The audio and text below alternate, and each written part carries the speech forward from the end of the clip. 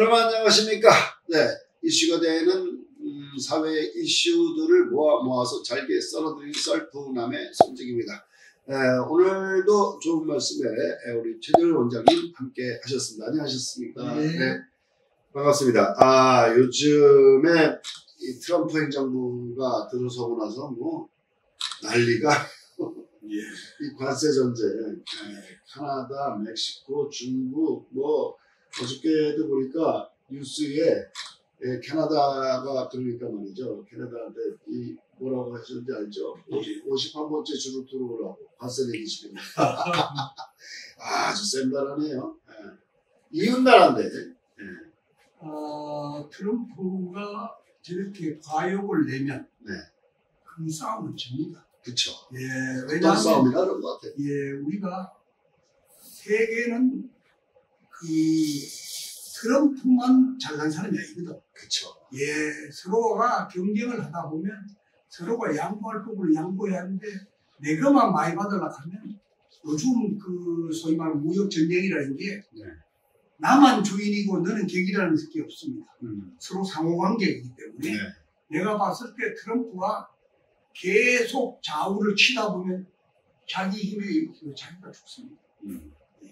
그렇죠. 도끼로 자기 발등을 찍는 셈이 올 것이다. 이렇게 예측하는 게 이제 임기 중반쯤 되면 이러한 무리한 관세 전쟁이 결국은 자기 발등을 찍게 될 것이라는 결과가 나올 것이다. 이렇게 예측하는 경우도 많이 있습니다. 임기 중반이 아니라 초반에 정책을 변경하지 않으면 트럼프가 굉장히 어려운 겁니다. 그래요. 그래서 100년 전에 대공황이 재발될 우려가 있다. 이렇게 전망하는 경제학자들도 있습니다. 여러분 어떻습니까? 지금 여러분 트럼프 행정부가 잘 하고 있다고 생각이 됐습니까? 경제의 영토만 넓히는 게 아니라 물리적인 영토도 지금 뭔가 시동을 걸은 것 같습니다. 토지, 그러니까 물리적인 영토, 그것도 지금 넓혀가려고.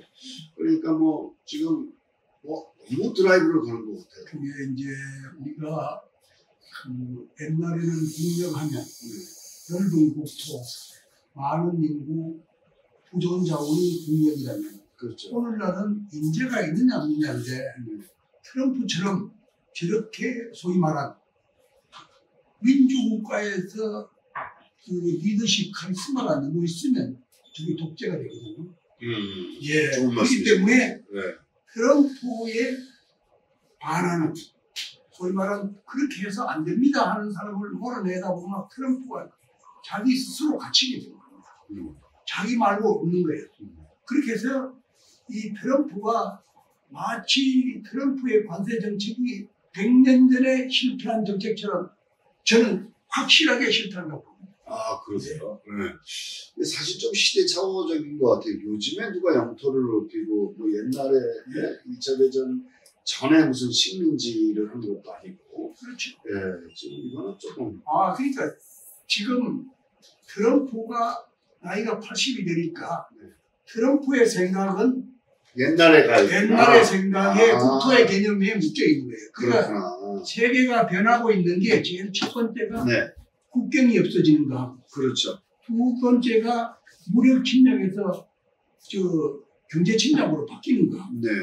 그 다음에 또 우리가 남성 중심에서 남녀 동반자 사회로 바뀌고 소위 말한 단일 민족에서 다문화 사회로 바뀌는. 그 다음에 힘의 사회에서 지혜의 사회로 바뀌어가고 있는 걸 트럼프가 인지를 못하고 마치 미국이 이렇게 폼을 잡으면 다른 나라들이 얼어가지고 세금 내기 싫으면 우리나라 51주에 들어오느라. 그러니까.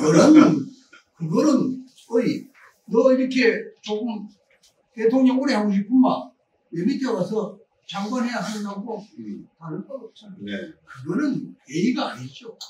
국제간에 크고 작아도 규모가 크고 작아도 독립된 국가인데 독립된 국가에 캐나다 보고 우리 51주로 들어와. 이건 트럼프 너 내 비시드 실장해야 하는 거하고 똑같은 이야기예요. 말이 안 되지. 아니 캐나다 총리 보고 너 51주 해? 관세 내기 싫으면 그러면 뭐 카나다가 난리가 났어요 지금. 그러면 트럼프 보고 야 너 그 이제 나이 많으니까 내 비서실장에 하는 거하고 똑같은 거. 네. 그건 얘기가 아니죠. 그럼 뭐 캐나다도 반대로 미국에 대한 관세를 높이고 이걸 내기 싫으면 너희도 카나다 해 이럴 수도 있는 거 아니에요? 그렇죠. 그리고 오늘날 소위 말하는 자유민주 시장 경제의 원리에서 봤을 때 어느 한 나라가 한 나라의 힘으로 세계를 끌고 갈 수 있는 힘은 없어졌습니다. 네. 그러니까 미국도 캐나다에 팔 게 있고 캐나다도 미국에 팔 게 있는 겁니다. 서로 상호주의입니다. 우리가 생각하면 언론 생각하면 무역시장에서 일방적인 게임을 없는 겁니다. 소위 말한 우리 사회에서 사나이들끼리 맞짱을 뜨면 상호 간에 피해가 옵니다. 어느 힘이 센 사람이 완전히 박살낸다 이런 시대는 없어요. 그렇죠. 거기 체급이 비슷한 그 사람끼리 싸우면 상호 간에 다 피해가 있죠. 다 있죠. 더 맞고 덜 맞고의 차이면 이게 그게 깨지니까. 그래서 우리가 제가 운동을 좀 잘하거든요. 그러니까 이제 저희 고단자이기 때문에 우리가 혹시 이렇게 다툴 일이 있으면 선수들끼리는 뭐라고 이야기하냐면 서로 싸우면 둘 중에 하나는 죽는다. 그러니까 그냥 이렇게 적절하게 타협하는 거예요. 그래서 우리가 지금 대한민국이 지금 위기가 오면서도 전쟁 물자를 준비를 계속하는 것은 북한이 오판하지 않기 때문에 그렇죠. 서로 싸우면 죽기 때문에 서로 그렇게 건강을 위해서 그리고 우리가 무술을 그 소위 말하는 태권도나 특공무술이나 유도나 이런 걸 계속하는 거는 누구를 꼭 공격하기 위해서가 아니라 내 방어죠. 그렇게 하면 서로 싸울 일이 적습니다. 그래서 이게 공격용이 아니라 방어용이니까 그래서 모든 무도에는 돌을 붙인 것 같아요. 도. 돌을 배우는 것이지 싸움을 배우는 게 아니지 않습니까? 그러니까 반드시 이제 뭐 어느 종목이든 4단이 넘으면 사범이거든요. 사범이 되면 혹시 다툴 일이 싸울 일이 있으면 공격을 해야 돼. 내가 이렇게 고단자인데 괜찮겠느냐? 공격해라 방어하면 괜찮은데 아니면 그냥 공격을 먼저 하면 가중처벌 받지. 그렇죠. 그러니까 고단자가 공개하는 것처럼 이 미국의 트럼프 행정부도 이미 예고하고 공개를 해야 준비할 시간을 주는 거예요. 그렇죠. 그런데 저렇게 막무가내로 밀어붙였다가는 결국은 그 화살은 자기한테로 다시 돌아올 것이라는 거죠. 우리가 언론 보면 한국의 수출 기업이 중소기업의 비중이 높다 보니까 미국의 관세 부과는 그 피해가 예상보다 클 수도 있어요. 클 수도 있지만 왜냐하면 우리의 무역 수출의 1번이 중국이고 2번이 미국이거든요. 그렇죠. 그러니까 우리가 미국의 의존도가 높지만 그렇다고 해서 미국도 우리 상품을 안 쓰고는 견디기 어려운 상품들이 많아요. 그러니까 피차 주고받는 거지. 우리가 대한민국이 지금 땅덩어리는 적지만 소위 말하는 일방적으로 당할 수 있는 그런 국가는 아니에요. 지난번에 세계 200개 국가가 넘는 데서 우리가 무역 수출이 몇 위 했냐면 6위 했다고. 그랬다고. 6위 했기 때문에 세계에서 간단한 나라가 아닙니다. 그렇기 때문에 우리가 조금 어려움은 있지만 일방적으로 당하지 않을 만큼 힘을 갖고 있기 때문에 이제 대한민국을 좀 당당하게 하고 또 거기다가 미국과 중국과의 무역 경쟁이 관세 경쟁이 오르면 오를수록 제일 재미 볼 수 있는 나라가 한국이에요. 그 불똥이 튈까 걱정을 하고 있는데 그것을 역이용할 수도 있다. 이런 말씀이신 것 같아요. 중국의 교육 규모가 2,729억 달러, 미국의 교육 규모가 1,999억 달러거든요. 그러니까 결국은 무슨 얘기냐면 1, 2위의 우리의 교육 대상국인데 두 나라가 싸움에서 새우등이 터지는 게 아니라 고래등이 물을 뿜을 수도 있다. 뭐 이런 거 아니겠어요? 그러니까 오늘날은 소위 말한 AL 그 시대 인공지능 시대에 돌입했기 때문에 농업 사회가 아니고 지금 인공지능 시대에 돌입했기 때문에 마치 고래가 새우를 먹는 게 아니고 새우가 고래를 먹을 수 있는 사회입니다. 지금은 새우가 고래를 먹을 수 있는 사회이기 때문에 국가가 작다고 해서 그걸 만만하게 봤다면 큰일 납니다.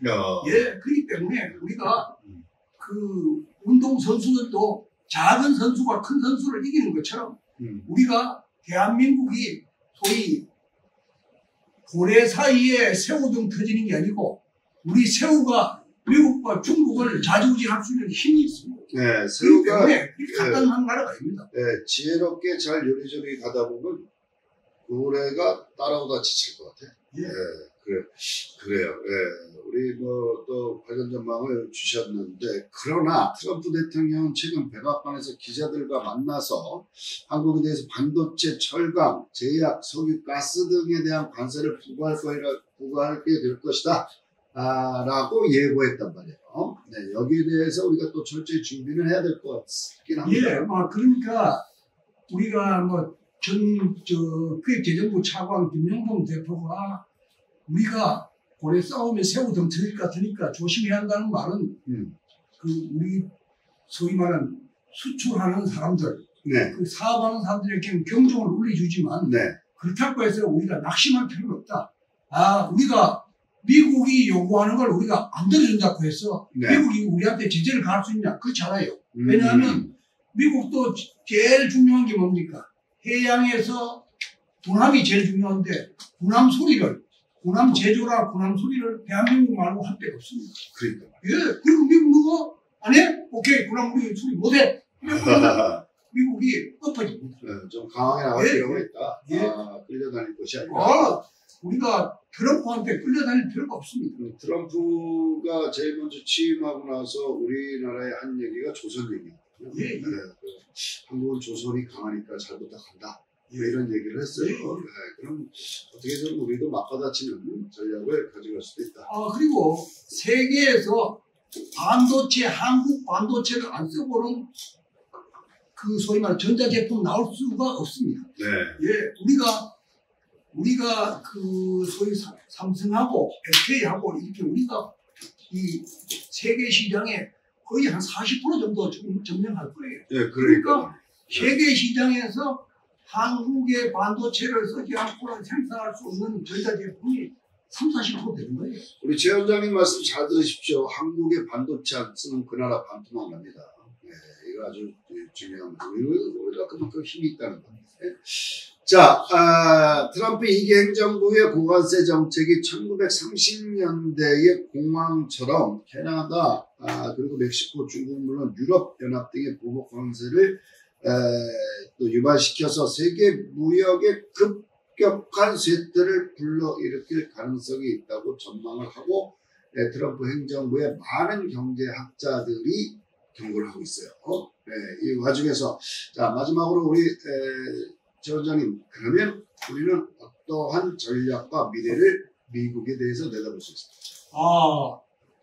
우리 국민들이 그렇다고 해서 위기에 대해서 면밀한 검토가 있어야 되는 건 틀림없지만, 네.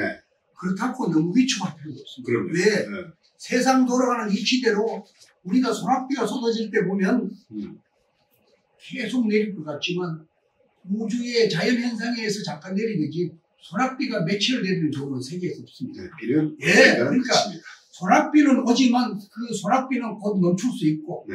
트럼프가 관세 정책을 무슨 별가지를 다 해도 그건 잠시 우리가 피할 수 있는 겁니다. 네. 그렇기 때문에 국민이 우리가 너무 위축될 필요 없다.